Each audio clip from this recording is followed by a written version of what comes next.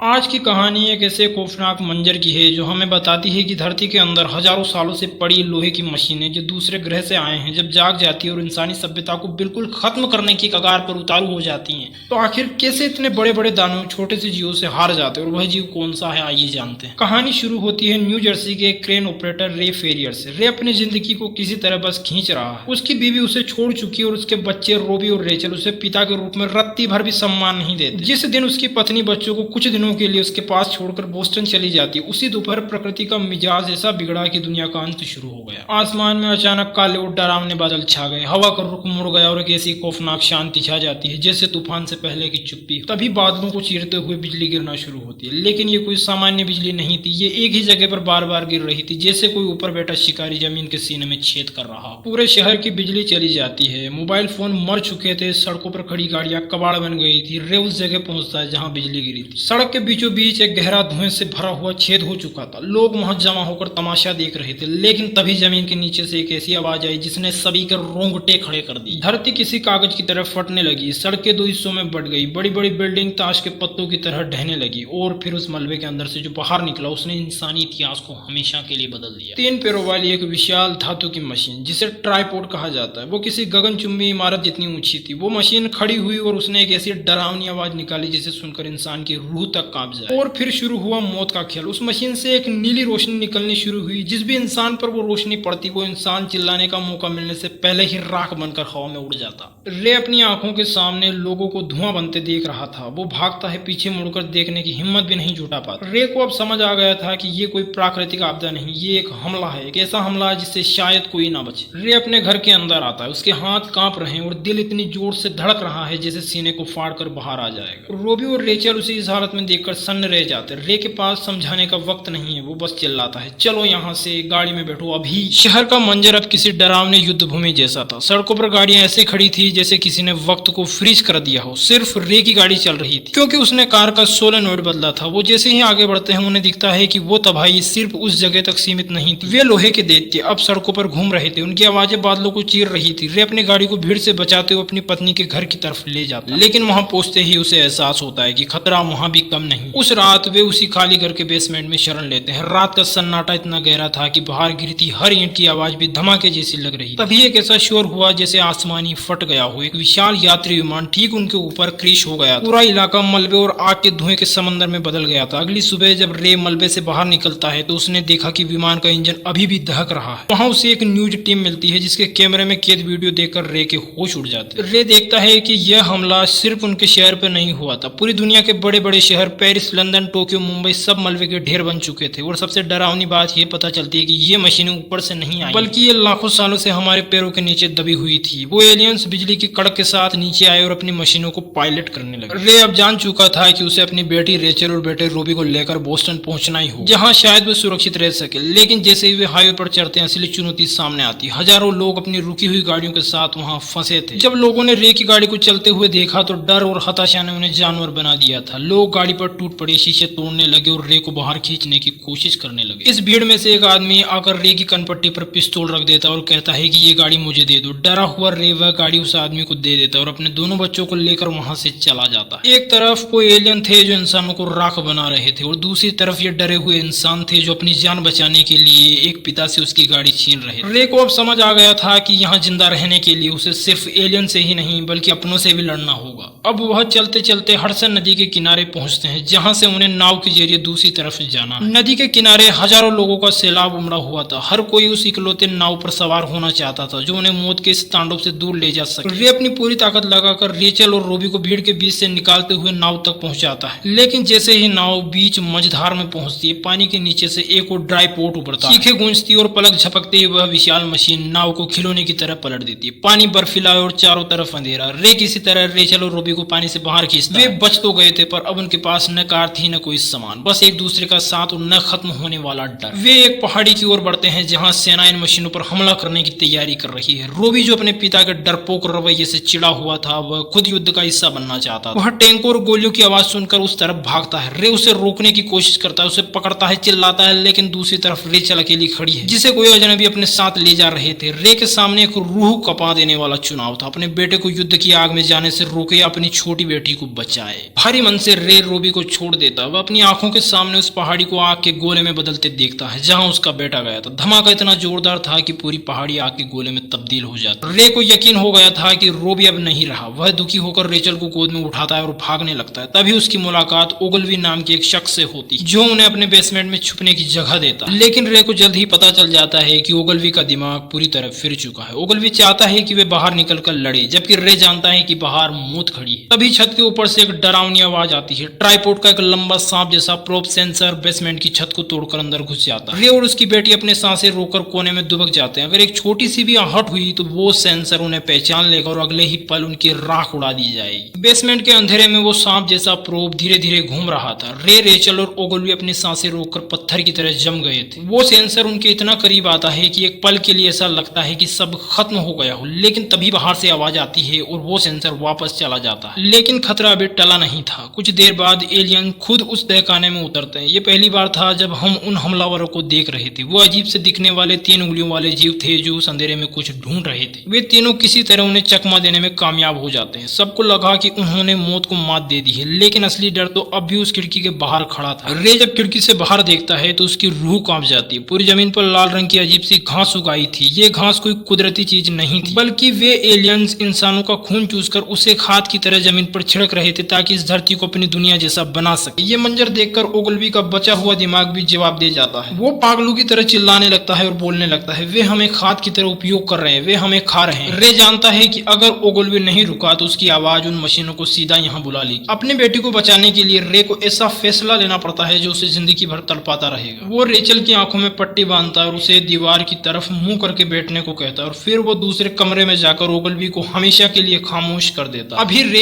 इस सदमे से उभरा भी नहीं था कि अचानक वही स्नेक कैमरा कमरे के अंदर आता है और इस बार वह रेचल को देख लेता है। रेचल डर के मारे बाहर की तरफ भागती है और एक ट्राइपॉड उसे अपने मेटेलिक भुजाओं में पकड़कर हवा में उठा लेता है। रे उसे बचाने के लिए पीछे भागता है, लेकिन वह भी पकड़ा जाता है। अब रे और रेचल एक ऊंची टोकरी में कैद है जहां एलियंस एक एक करके इंसानों को खींच रहे, उनका शिकार बना रहे हैं। ट्राइपॉड के अंदर का नजारा किसी बुरे सपने जैसा था। रे और रेचल के साथ उस टोकरी में कई और लोग थे जो अपनी बारी आने का इंतजार कर रहे थे। तभी ट्राइपॉड का एक मेटेलिक हैंड नीचे आता है और एक बेगुनाह इंसान को खींचकर मशीन के अंदर ले जाता है, जहां से सिर्फ उसकी चीखें सुनाई देती है और फिर सन्नाटा। अगली बारी रेचल की थी। जैसे ही वो लोहे का हाथ रेचल की तरफ बढ़ता है, रे का दिमाग बिजली की तरह चलने लगता है। वह अपनी जेब से वे ग्रेनेड निकालता है जो उसने कुछ देर पहले मलबे से उठाए थे। जैसे ही वो मशीन रे को ऊपर खींचती है, नीचे पिंजरे में बंद बाकी लोग रे को पकड़कर नीचे खींचने लगते हैं। रे पूरी ताकत लगाकर उन ग्रेनेड्स की पिन खींच देता है और उन्हें उस मशीन के अंदरूनी हिस्से में फेंक देता है। अगले ही पल एक जोरदार धमाका हो, विशाल ट्राइपॉड अंदर से फटने लगता है और उसका संतुलन बिगड़ जाता है। रे, रेचल और बाकी लोग ऊंचाई से नीचे गिरते हैं, लेकिन खुश नसीबी से वे सब बच जाते हैं। वह विशाल मशीन अब जमीन पर ढेर हो चुकी है। रे और रेचल बिना रुके भागते हैं। वे बोस्टन पहुंचते हैं, लेकिन यहाँ का मंजर कुछ अलग ही है। जिस लाल घास ने पूरी दुनिया को ढक लिया था वह अब सूख रही है। उसका रंग गहरा लाल से सफेद पड़ने लगा है। रे गौर करता है कि आसमान में उड़ रहे पक्षी अब ट्राइपॉड के ऊपर जाकर बैठ रहे हैं, लेकिन ट्राइपॉड उन्हें रोक नहीं पा रहे हैं। ट्राइपॉड अब पहले की तरह सीधे नहीं खड़े हैं, वे लड़खड़ा रहे हैं। ऐसा लगता है जैसे वह बीमार। रे को सेना की एक टुकड़ी दिखती है जो एक ट्राइपॉड पर हमला करने की तैयारी कर रही है। वह चिल्लाकर उन्हें बताता है कि देखो, उस मशीन की शील्ड गायब हो चुकी है, पक्षी उस पर बैठ रहे हैं। इसका मतलब है कि उसका सुरक्षा कवच अब टूट चुका है। सेना तुरंत उस पर मिसाइलों से हमला करती है और एक के बाद एक धमाके होने लगते। वे मशीनें जिनसे पूरी दुनिया कांप रही थी अब एक एक करके मलबे में तब्दील होने लगती। तभी एक ट्राइपॉड का एक हिस्सा धीरे से खुलता है जहां से एक एलियन का हाथ बाहर की तरफ गिरता है। वो हाथ पीला पड़ चुका था और कुछ ही सेकंड में एलियन बेजान हो जाता। अब सबसे बड़ा सवाल ये था कि दुनिया के सबसे घातक हथियारों और मिसाइलों से जो नहीं मरे वे अचानक इस तरह कैसे हार गए। असलियत यह थी कि उन एलियंस ने इस हमले की योजना लाखों सालों से बनाई थी, लेकिन वो इस धरती के सबसे छोटे रक्षक बैक्टीरिया और सूक्ष्म जीवों को पहचान नहीं पाए। इंसानों ने हजारों सालों के विकास और बीमारियों से लड़कर अपनी इम्यूनिटी बना ली थी, लेकिन उन एलियंस के लिए ये छोटे से कीटाणु किसी जहर से कम नहीं थे। जैसे ही उन्होंने इस धरती की हवा में सांस ली और यहाँ का पानी पिया, कुदरत के इन नन्हे सिपाहियों ने उनके शरीर को अंदर से खत्म करना शुरू कर दिया। इंसान नहीं बल्कि इस धरती के सबसे छोटे जीव बैक्टीरिया ने इस जंग को जीता। रे रेचल को लेकर अपनी वाइफ के घर की तरफ बढ़ता है। उसे अब भी उम्मीद है कि शायद कोई चमत्कार हो जाए। सड़कों पर लोग बाहर निकलने लगे हैं। सबके चेहरे पर हैरानी है कि ये तबाही अचानक कैसे रुकी। जैसे ही रे अपनी पत्नी के घर के सामने पहुंचता है, उसकी धड़कनें तेज हो जाती है। घर सुरक्षित है और तभी घर का दरवाजा खुलता है। उसकी पत्नी बाहर आती है। अपनी बेटी को देखकर उसकी आंखों में आंसू आ जाते हैं, लेकिन रे की आंखें किसी और को ढूंढ रही। भीड़ के पीछे से एक साया उभरता है। वह रोबी था। जिस बेटे को रे ने आग के दरिया में खो दिया था वह जिंदा है और सुरक्षित है। पिता और पुत्र मिलते हैं, शब्द नहीं कहे जाते, लेकिन उस एक पल में सारी कड़वाहट और नफरत खत्म हो जाती। रे ने अपनी जिंदगी का सबसे बड़ा इम्तिहान आज जीत लिया। रे ने एक पिता के रूप में अपना फर्ज पूरा किया था। उसने अपनी औलाद को मौत के मुंह से वापस खींच लिया। कहानी के अंत में हम देखते हैं कि हम इस ब्रह्मांड में अकेले नहीं और न ही सबसे शक्तिशाली। हम इस धरती पर इसलिए जिंदा हैं क्योंकि हमने इसे अपने संघर्ष और विकास से कमाया। ईश्वर ने हमें बनाया है और ईश्वर ने ही हमें इस जंग से बचा लिया।